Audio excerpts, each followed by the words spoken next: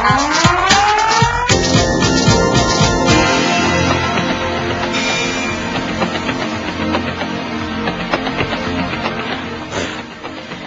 you know what? There are boring generic icons cluttering up your desktop, probably. We're just taking a guess there because we haven't actually seen your desktop. So, why not create something with a little more personality, you know, to express your inner person? All right, to do that, we brought in Paul Boyer, and this guy's been creating multimedia for years. In fact, he's the guy that created the cool Call for Help wallpaper I showed you at the beginning of the show, and you've even created a whole set of Call for Help icons. Yes, I did. They look the best in Windows XP because they're all alpha blended on the edges. Oh, those look great. Those look so good. Look how nice these are, and we've got them available for free right now on our website. We linked to his website. It's so neat.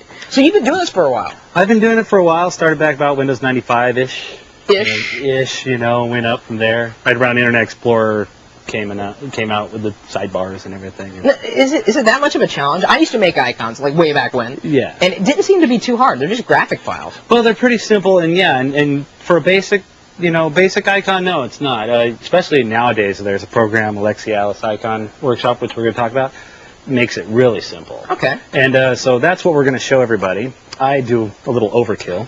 No as worries. you can see. We like the overkill on the icons, anything that makes it look better. But you use CorelDRAW instead of Photoshop. I am one of those, the weird people who likes vector graphics, and I'm not a big fan of Illustrator, even though it works good. You can do this in Photoshop, most people do, all right, or PaintShop Pro. And of course, when he's talking about vector, what that means is that it can be smooth, either very, very small or very large, compared to a bitmap file or a raster, yes, where the pixel is right here. Vector is scalable, so it looks smooth no matter how big or small it is. So I usually do this in Corel. I start with essentially just a big box like that. Step one. And I'll draw them out, and I'll essentially just mold them.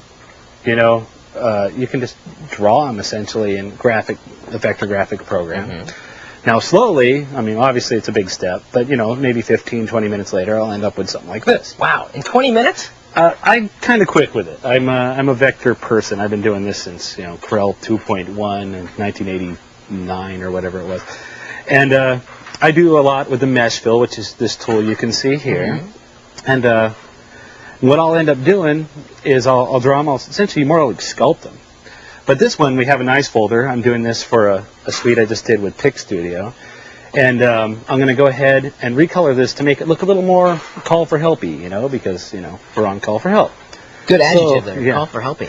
There you go. I'm patenting that.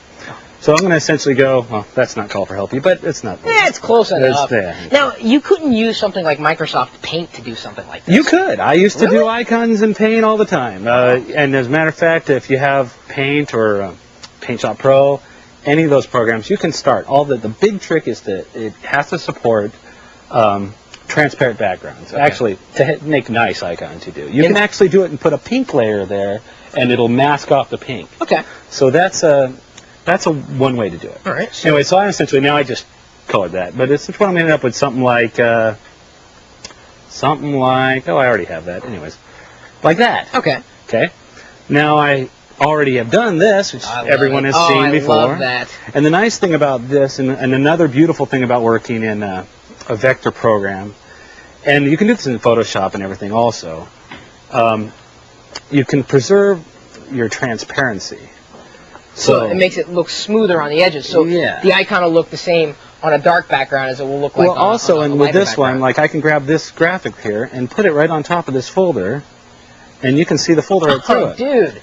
So that's the big trick. Obviously Photoshop you can do it, but I could then take this and make it 100 feet tall if I wanted to, and it would stay exactly the same. You wouldn't want to do that. that. No, not for an icon. It would be a really big icon. Okay, so essentially that's my finished product I'm going for here. I grab this and I'm gonna, export it out to the desktop as a PSD file, which is a Photoshop file, and I'm doing that in this example because every graphics program supports that format. And the trick is to make sure that the transparent background is on, and I'm saving it about 300 by 300. That's a Did you do the hand cursor, by the way, or is that something else? No, I did not do the hand cursor. I just actually now started messing with Cursor XP. Oh, great. I'm going to have a couple tune themes out like next week, and one for the Orion set, which no one probably knows about. No, I do. Okay. You can buy icons over at Win Customize. Yeah. Icons. Yeah. So Now I'm going to use Alexialis, which both of us are very familiar Yes, with. I love this program. It's a great program, 30-day free trial. I'm going to take that file I just saved onto the desktop, drop it in here. The beautiful thing about this program is to do all the hard work. Back in the old days, I sit there and move 1 pixel at a time, 1 pixel at a time.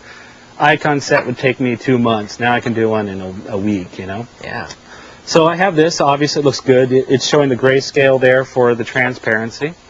I'm going to hit this little button. It's going to do all my brain thinking for me. There's all the different sizes, different color depths. I'm even going to put 128 by 128. Yeah, because I always do that too. Yeah, just and if I'm going to port it over to Mac or something later, you know, because those Mac people think they're the only ones who have good icons. Well, he's working on Mark, the guy who makes this program. He's actually working on easier export functionality from Windows icons to the Mac icons. I'm waiting, because I have a brand new G4 that I have no good Mac icons on because I can't. Well, they're very nice icons, by the way, Steve Jobs. Okay, so do this. Actually, it was Icon Factory, I think, did. Yeah. Was it OS? They did most of them. And they did XP too. So, yeah. All right, so we ready to save out? Okay, I'm going to hit save. I'm going to save it. It's going to save it as an icon. I'm going to save it to the desktop. I already did, so that's why it says. So that's why it's there. And then you've got Object Dock, a freeware kind of a taskbar replacement running on the side. You just designed the skin? I just did the skin. It's available from my site or from wincustomize.com right now. I did that just because I wanted it to be pretty when I do this demo. And this is a great program for showing off icons. And so, you know, not just the Mac people can have pretty icons. I love it. There we got a nice big call for help folder icon. And that's pretty much it. That's the bulk of it. It's great. Seriously, it's great. I love the wallpaper. A lot of people do, and because I'll change it every once in a while, and we'll get tons of emails asking, where did you get that? Where did you get that? Where did you get that? Yeah. Got it from him. He's the guy. And we got the link right now on our website. And you can make icons, too, just as easily as Paul did. He takes a long time doing it, but dang, they look good. You keep practicing, maybe we'll have you on our show. Was that good? That was great. Okay. Well, yeah. I just want to make sure, because then if people wanted to aspire to something, you had fun. Well, yeah, actually, I love it. I love it. I do this. I actually have a full-time day job, and I come home and do this for about 6 hours a day. Labor of love. Yeah. All right, again, we've got the link for Paul's website, FauxS-X.com actually came out as a pun because I was sick of all the Mac people being the only ones with pretty icons, and I left the Mac thing behind about a week and started just going all PC. You switched the other way. Yeah. TechTV.com/call4help is where you can get all the information. Again, thank you, Paul, for this and for coming on. Thank you. I do appreciate it. Now, up next, the segment that earned me the title of Mini Monty around the Tech TV office. It's the Wired World Challenge, and it's right after the break.